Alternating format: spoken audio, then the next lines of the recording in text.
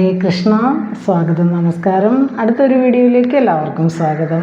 വിഷ്ണു സഹസ്രനാമ ജപം എല്ലാ കാലത്തും നമുക്ക് മനസ്സിനും ശരീരത്തിനും ഊർജം നൽകുന്നു. ശാന്തമായ മനസ്സ് നേടിയെടുക്കാൻ തീർച്ചയായിട്ടും വിഷ്ണു സഹസ്രനാമം ഡെയിലി ജപിക്കുന്നത് നല്ലതാണ്.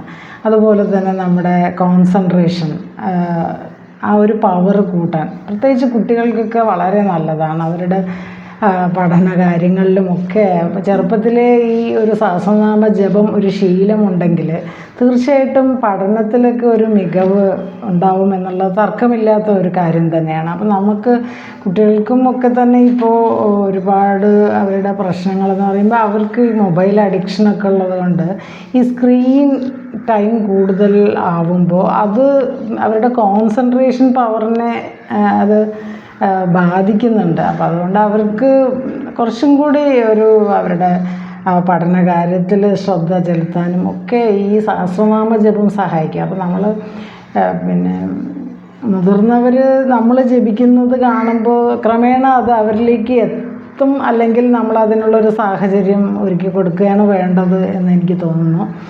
അപ്പോൾ തീർച്ചയായിട്ടും ഈ ഒരു സഹസ്രനാമം, വിഷ്ണു സഹസ്രനാമം മോക്ഷമാണ് നേടിത്തരുന്നത്. അതായത് മോഹം ക്ഷയിക്കുക. പലതരം ദുഃഖങ്ങളും ദുരിതങ്ങളുമാണല്ലോ മോഹം എന്ന് പറയുമ്പോൾ അർത്ഥം, ആഗ്രഹം എന്നുള്ള അർത്ഥമല്ല. അപ്പോൾ ആ ദുഃഖ ദുരിതങ്ങളിൽ ഇല്ലാതെയാവുക, അത് ക്ഷയിക്കുക. മോഹം ക്ഷയതി ഇതി മോക്ഷം എന്നാണ് പറയുന്നത്. മോഹം ക്ഷയിക്കുന്നു. ആ മോഹത്തെ ക്ഷയിപ്പിക്കുന്ന പുരുഷാർത്ഥങ്ങളിൽ ഏറ്റവും പരമപ്രധാനമായിട്ടുള്ള മോക്ഷം പ്രദാനം ചെയ്യുന്നതാണ് വിഷ്ണു സഹസ്രനാമ സ്തോത്രം. അപ്പോൾ നമ്മുടെ ഇടയിൽ എപ്പോഴും ഒരു ഡൗട്ട് എന്ന് പറയുന്നത്, നമ്മൾ ഈ ഒരുപാട് നോൺ വെജ് നമ്മുടെ ഒരു ആഹാരത്തിൻ്റെ ഒരു ഭാഗമാണല്ലോ. അത് പെട്ടെന്ന് ഒരു മെജോറിറ്റി ഡെയിലി നോൺ വെജൊക്കെ കഴിക്കുന്നവരുണ്ട്. അപ്പോൾ അതുകൊണ്ട് ഈ സഹസ്രനാമ പാരായണങ്ങൾ, അത് ഏതുമായിക്കോട്ടെ, വിഷ്ണു സഹസ്രനാമമായാലും ലളിതാ സഹസ്രനാമമായാലും, ഈ നോൺ വെജ് നമ്മളെ ഒരു നേരം ഉച്ചയ്ക്ക് എപ്പോഴും കഴിച്ചു എന്നതുകൊണ്ട് നിങ്ങൾക്ക് അത് വേണ്ട എന്ന് വെക്കേണ്ട സഹസ്രനാമ ജപങ്ങൾ. കാരണം നമ്മൾ സന്ധ്യയ്ക്ക് മേലൊക്കെ കഴുകി അല്ലെങ്കിൽ കുളിച്ച് അല്ലെങ്കിൽ കാലും മുഖമൊക്കെ കഴുകി നമുക്ക് ജപിക്കാവുന്നതേ ഉള്ളൂ. കാരണം ഈശ്വര സ്മരണയാണ് പ്രധാനം. അവിടെ നമ്മൾ എന്ത് കഴിച്ചു എന്ത് കഴിച്ചില്ല എന്നുള്ളതല്ല. പിന്നെ വളരെ നിഷ്ഠയോടുകൂടി ഇങ്ങനെ കാര്യങ്ങൾ ചെയ്യാൻ ആഗ്രഹിക്കുന്നവരാണെങ്കിൽ തീർച്ചയായിട്ടും നിങ്ങൾക്ക് വെജിറ്റേറിയൻ ആയ ദിവസങ്ങളിൽ തന്നെ ഞാൻ ജപിക്കുള്ളൂ എന്നുള്ളവർക്ക് അത് തന്നെ ഫോളോ ചെയ്യാം. അല്ലെങ്കിൽ നമ്മളെന്നും നോൺ വെജ് കഴിക്കുന്ന ഒരു ശീലമുള്ള കുടുംബങ്ങളാണ് ഇപ്പോൾ കേരളത്തിലൊരു മെജോറിറ്റിയും ഒരു ഭൂരിപക്ഷവും അങ്ങനെയുള്ള ഫാമിലിയാണ്. ഡെയിലി നോൺ വെജ് ഫിഷൊക്കെ ഉള്ള വീടുകളാണ്. അപ്പോൾ അത് നമ്മൾ ഇപ്പം നോൺ വെജ് കഴിച്ചാലും നമുക്ക് ജപിക്കാമെന്ന് തന്നെയാണ് ഞാൻ പറയാൻ ആഗ്രഹിക്കുന്നത്. അപ്പോൾ വിഷ്ണു എന്ന് പറയുമ്പോൾ എങ്ങും നിറഞ്ഞിരിക്കുന്ന ഭഗവാൻ, ആ ഭഗവാനെ ചിന്തിക്കാനും സ്മരിക്കാനും ഇന്ന സമയം ഇന്ന ഒരു ഭക്ഷണം എന്നൊന്നുമില്ല, സദാ സ്മരിക്കേണ്ടതാണ്. യസ്യ സ്മരണ മാത്രേണ ജന്മസംസാര ബന്ധന വിമുച്യതേ നമസ്തസ്മൈ വിഷ്ണവേ പ്രഭവിഷ്ണവേ എന്നാണല്ലോ അതിൽ പറയുന്നത്. വിഷ്ണു സഹസ്രനാമം തുടങ്ങുന്നതിന് മുമ്പ് ധ്യാനത്തിൽ പറയുന്നുണ്ട്. അപ്പോൾ ഇവിടെ ഈശാവാസ്യമിതം സർവം എന്നും കൂടെ പറയാം. വിഷ്ണു എന്ന പദം തന്നെ വ്യാപ്നോതി ഇത് വിഷ്ണു, ഈ പ്രപഞ്ചം മുഴുവൻ വ്യാപിച്ചിരിക്കുന്നു, ആ ഒരു ചൈതന്യമാണ് വിഷ്ണു എന്നും ഈശാവാസ്യമിതം സർവം എന്ന് ഈശാവാസ്യ ഉപനിഷത്തിൽ പറയുന്നു. ഈശ്വരൻ തന്നെയാണ് ഇവിടെ എല്ലാം, ഇവിടെ സകലതും ഈശ്വരൻ തന്നെയായിരിക്കെ നമ്മൾ അങ്ങനെയൊക്കെ ഉള്ള അന്ധവിശ്വാസങ്ങളെല്ലാം നമുക്ക് ആദ്യം മാറ്റിക്കൊണ്ട് വേണം നമ്മുടെ ഈ ജപസാധനകൾ തുടങ്ങുന്നതും. അതുപോലെ തന്നെ അതിൽ നമ്മുടെ മനഃശുദ്ധിയാണ് ഏറ്റവും പ്രധാനം. അല്ലാതെ ശരീരശുദ്ധിക്ക് പോലും അത്രയ്ക്ക് പ്രാധാന്യമില്ല. മനഃശുദ്ധി ഉണ്ടെങ്കിൽ എവിടെ ഇരുന്നും ഏത് ആഹാരം കഴിച്ചും ഏത് സമയത്തും ഭഗവാനെ അല്ലെങ്കിൽ ഭഗവതിയെ ഭജിക്കാമെന്ന് ഒന്നും കൂടെ പറയാൻ ആഗ്രഹിക്കുന്നു. അതുപോലെ തന്നെ ധർമ്മം ശരിക്കും അറിയാൻ കഴിയുന്ന അല്ലെങ്കിൽ അറിവുള്ള, ധർമ്മത്തെക്കുറിച്ച് അറിയുന്ന ഭീഷ്മരാണല്ലോ ധർമ്മപുത്രർക്ക്, പാണ്ഡവരിൽ മൂത്ത ആളായ ധർമ്മപുത്രർക്ക് തൻ്റെ കുറ്റബോധത്തിൽ നിന്ന് മുക്തനാവാൻ ഈ ഒരു കുരുക്ഷേത്ര ഭൂമിയിൽ ഒരുപാട് ബന്ധുജനങ്ങളെയും ഒക്കെ വധിച്ച ആ ഒരു കുറ്റബോധത്തിൽ നിന്ന് മുക്തനാവാൻ ഉപദേശിച്ചതാണ് ഈ വിഷ്ണു സഹസ്രനാമ സ്തോത്രം. അതുപോലെ നമ്മളൊക്കെ നമ്മുടെ ജീവിതത്തിൽ നിത്യേന പല പല പല സന്ദർഭങ്ങളിലൂടെ കടന്നു പോകുമ്പോൾ നമ്മുടെ ജീവിതത്തിൽ അറിഞ്ഞോ അറിയാതെയോ ഒരുപാട് കാര്യങ്ങളിൽ ഇടപെടുമ്പോൾ നമുക്കും ഒരുപാട് മനസ്സിന് ചിന്താഭാരം ഉണ്ടാവും, ടെൻഷൻ ഉണ്ടാവും. ഇതൊക്കെ ഇറക്കി വയ്ക്കാൻ ഒരു എന്താ പറയുക, ഒരു അത്താണിയാണ് ഭഗവാൻ. ശരിക്കും ആ ഭഗവാനിൽ ഇതെല്ലാം നമുക്ക് ഇറക്കി വയ്ക്കാം. അതിന് ഈ സഹസ്രനാമ ജപം ജപിച്ചുകൊണ്ട് നമുക്ക് ഭഗവാനിൽ ഇത്തരം കാര്യങ്ങൾ സമർപ്പിക്കാം. അങ്ങനെ സമർപ്പിക്കുന്നത് രീതിയിലായിരിക്കണം നമ്മൾ ഈ വിഷ്ണു സഹസ്രനാമമൊക്കെ ജപിക്കേണ്ടത് എന്നും കൂടെ പറയാൻ ആഗ്രഹിക്കുന്നു. അപ്പോൾ മനസ്സിൻ്റെ കുറ്റബോധങ്ങൾ അതിൽ നിന്ന് മുക്തരാവാനും പിന്നെ നമുക്ക് ഈ ഒരു സഹസ്രനാമ ജപം ആ ഒരു ചിന്താഭാരത്തെ ഇല്ലാതെയാക്കുന്നു, ടെൻഷൻ കുറച്ച് ഒരു ഈസി ലൈഫ് മുന്നോട്ട് കൊണ്ടുപോവുക. അതാണല്ലോ നമ്മളെല്ലാവരും ആഗ്രഹിക്കുന്നത്. സന്തോഷം നിറഞ്ഞ ജീവിതം, ഒരു പിന്നെ വളരെ ഈസി ആയിട്ടുള്ളൊരു ജീവിതം, ടെൻഷൻ ഫ്രീ ആയിട്ടുള്ള ജീവിതം, സ്ട്രെസ് ഫ്രീ ആയിട്ടുള്ള ജീവിതം. ഇതൊക്കെ പക്ഷേ ഇന്നത്തെ കാലത്ത് അമിതമായിട്ടുള്ള ആ ഒരു ഉപഭോഗ സംസ്കാരമാണ് നമുക്കുള്ളത്. അതുപോലെ ലൗകികമായിട്ടുള്ള സുഖങ്ങളിൽ നമ്മളിങ്ങനെ മുഴുകുമ്പോൾ ഇതെല്ലാം ലഭിക്കുന്നത് പിന്നെ ഇതെല്ലാം നേടിയെടുക്കുക എന്ന് പറയുമ്പോൾ കുറച്ച് കഠിനമായിട്ടുള്ള ഒരു കാര്യമാണ്. അതൊരു കഠിനമായ സാധന അനുഷ്ഠിച്ചുകൊണ്ട് വേണം അത് നേടിയെടുക്കാൻ. എന്നാൽ ലളിതമായിട്ട് എങ്ങനെ നേടിയെടുക്കാമെന്ന് ചോദിച്ചാൽ ഡെയിലി ജപിക്കുക വിഷ്ണു സഹസ്രനാമം. ഡെയിലി ജപിക്കുമ്പോൾ തീർച്ചയായിട്ടും മോക്ഷത്തിലേക്ക് നയിക്കപ്പെടും. അതാണ് മോക്ഷം പ്രദാനം ചെയ്യുന്നു. അപ്പം നമുക്ക് ഇന്ന് നമ്മൾ നോക്കുന്നത് 671 മുതൽ 680 വരെയുള്ള നാമങ്ങളാണ്. മഹാക്രമോ മഹാകർമ്മ മഹാതേജ മഹാരഘ മഹാക്രതുർ മഹായജ്വ മഹായജ്ഞോ മഹാഹവിഹി സ്തവ്യസ്തവ പ്രിയ സ്തോത്രം സ്തുതിസ്തോദാരണപ്രിയ. ആ ഭാഗത്ത് വരുന്ന നാമങ്ങളാണ് ഇന്ന് നമ്മൾ നോക്കുന്നത്.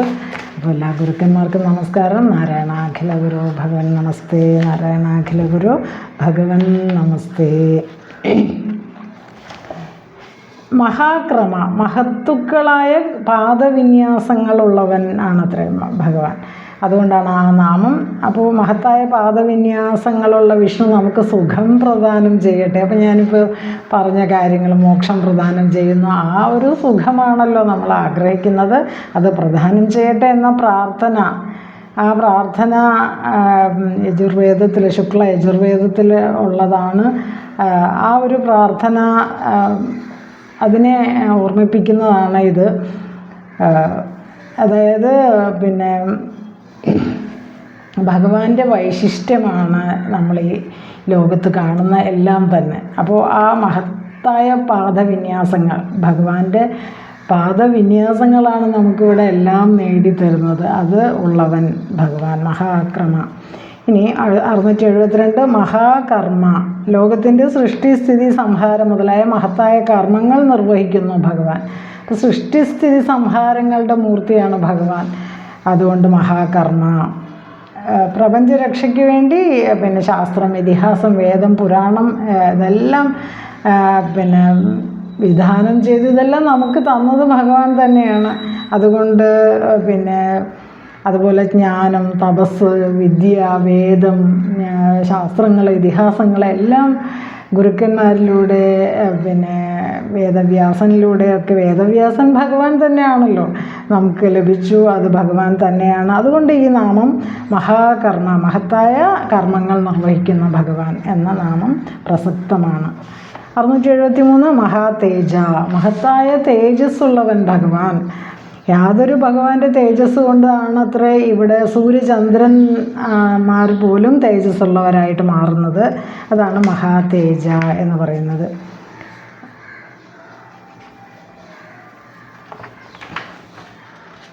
ഈ ലോകത്ത് യാതൊന്നൊക്കെ തേജോമയമായിട്ടുണ്ടോ അതെല്ലാം ഭഗവാന്റെ തേജസ്സിൻ്റെ അംശത്തിൽ നിന്ന് തന്നെ ഉണ്ടായതാണ് എന്ന് ഭഗവത്ഗീത 10ാമത്തെ ചാപ്റ്റർ 41ാമത്തെ ശ്ലോകം പറയുന്നുണ്ട്. യദ്യത് വിഭൂതിമത് സത്വം ശ്രീമദ് ഊർജിതമേവ തത് ഏവാവഗച്ഛത്വം മമ തേജാംശ സംഭവം. അതെല്ലാം എൻ്റെ തേജസ്സിൻ്റെ അംശം തന്നെയാണ് എന്ന് പറയുന്നു ഭഗവാൻ. ഇനി 674 നാമം മഹോരഗ, മഹത്തായ ഉരകമാണ്. മഹത്തായ ഉരകങ്ങൾ, വലിയ സർപ്പം, അത് വാസുകിയും അനന്തനുമാണ്. അനന്തൻ്റെ ശൈലിയിലാണല്ലോ ഭഗവാൻ കിടക്കുന്നത്. വാസുകി എന്ന് പറയുന്ന ആ രൂപം, സർപ്പരൂപത്തെ ഉപയോഗിച്ചിട്ടാണ് എന്താണ് പാലാഴി മഥന സമയത്ത്.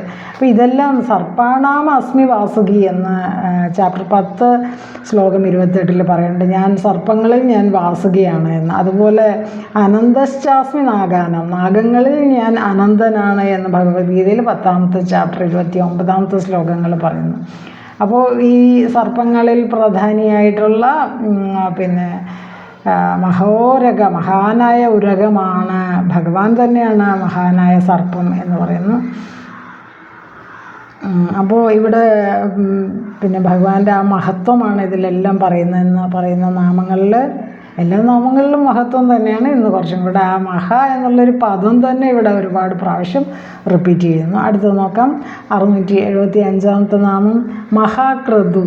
ക്രതു എന്ന് പറയുമ്പോൾ യാഗം എന്നാണ്. അപ്പോൾ മഹത്തായ യാഗം, അത് സ്വരൂപമായവൻ ഭഗവാൻ തന്നെയാണ്. യാഗത്തിൻ്റെ സ്വരൂപനാണ് ഭഗവാൻ. ലോക നന്മയ്ക്കായിട്ട് ദേവന്മാരെ പ്രീതിപ്പെടുത്താനൊക്കെ നമ്മൾ പലതരം യാഗങ്ങളും യജ്ഞങ്ങളും ഒക്കെ അനുഷ്ഠിക്കുന്നു. വൈദിക കർമ്മമാണ്. അങ്ങനെ യാഗം എന്ന് പറയുന്ന ഒരു വൈദിക കർമ്മമാണ് ദേവന്മാരെ പ്രീതിപ്പെടുത്തുന്നതിന്. ആ യാഗം അനുഷ്ഠിക്കുമ്പോൾ അതിലെ യാഗാഗ്നിയും യജ്ഞവേദിയും യാഗത്തിനുള്ള ഹവിസ്സും യജമാനനും ഋത്വിക്കുകളും എല്ലാം ഭഗവാനാണെന്നാണ് പറയുന്നത്. അപ്പോൾ ഭഗവാൻ യജ്ഞസ്വരൂപനാണ്. ഭഗവാൻ തന്നെയാണ് മഹായാഗം തന്നെ സ്വരൂപനായിട്ടുള്ള ഭഗവാൻ. അതാണ് മഹാക്രതു. ക്രതു എന്ന് പറയുമ്പോൾ യാഗം. അപ്പോൾ ഇനി മഹാക്രതുവിൻ്റെ ഒരു ഡെഫിനിഷൻ പറയുകയാണെങ്കിൽ, ഉള്ളിൽ ഇന്ധനമില്ലാതെ തന്നെ ഉള്ളിൽ ഒരു നിരന്തരമായി ആളിക്കത്തുന്ന ഒരു അഗ്നി, അത് മോഹമാകുന്ന അന്ധകാരത്തെ നശിപ്പിക്കുന്ന ശത്രുവാണ്. അതങ്ങനെ ആ അഗ്നി, അതാണ് ജ്ഞാനാഗ്നി. ആ ജ്ഞാനാഗ്നി, ആ ജ്ഞാനാഗ്നിയിൽ ഭൂമി തൊട്ട് ശിവൻ വരെയുള്ള എൻ്റെ വിശ്വത്തെ ഞാൻ ഹോമിക്കുന്നു എന്നതാണ് മഹാക്രതു എന്ന് പറഞ്ഞാൽ അർത്ഥം. അപ്പോൾ ഉള്ളിൽ ആണ് ആ ഒരു അഗ്നിയുള്ളത്. ആ അഗ്നിയിൽ ഭൂമി തൊട്ട് ശിവൻ വരെയുള്ള എല്ലാ സമസ്ത വിശ്വങ്ങളെയും ഞാൻ ഹോമിക്കുന്നു എന്ന് പറയുന്ന ഒരു കാര്യമാണ് മഹാക്രതു എന്ന് പറയുന്നത് കൊണ്ട് അർത്ഥമാക്കുന്നത്. ഇനി 676ാമത്തെ നാമം മഹായജ്വ. യാഗം നടത്തുന്നവനായ യജ്വ ഭഗവാൻ തന്നെയാണ്. അപ്പോൾ യാഗം നടത്തുന്നതാണ് യജ്വ, അത് ഭഗവാൻ തന്നെയാണ്. യാഗം നടത്തുന്നവൻ തന്നെ എന്നർത്ഥമുള്ള ലോകസംഗ്രഹത്തിനായിട്ട് യോഗാനുഷ്ഠാനം ചെയ്യുന്നത് ഭഗവാനാണ്. അപ്പോൾ മഹായജ്വ യാഗം നടത്തുന്നവനും ഭഗവാനാണ്. അത് ലോകസംഗ്രഹത്തിനായിട്ടാണ്. ലോകസംഗ്രഹം എന്ന് പറയുമ്പോൾ ലോക നന്മയ്ക്കായിട്ടാണ് ആ മഹായാഗം നടത്തുന്നത്.